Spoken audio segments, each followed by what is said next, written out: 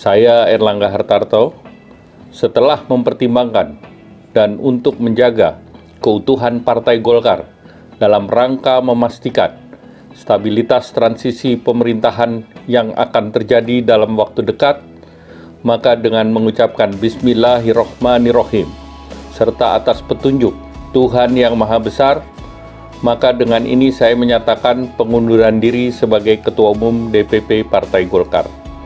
Pengunduran diri ini terhitung sejak semalam, yaitu Sabtu 10 Agustus 2024.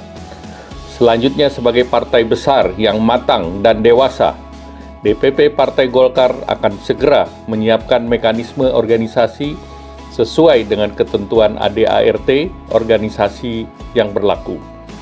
Semua proses ini akan dilakukan dengan damai, tertib, dan dengan menjunjung tinggi marwah Partai Golkar.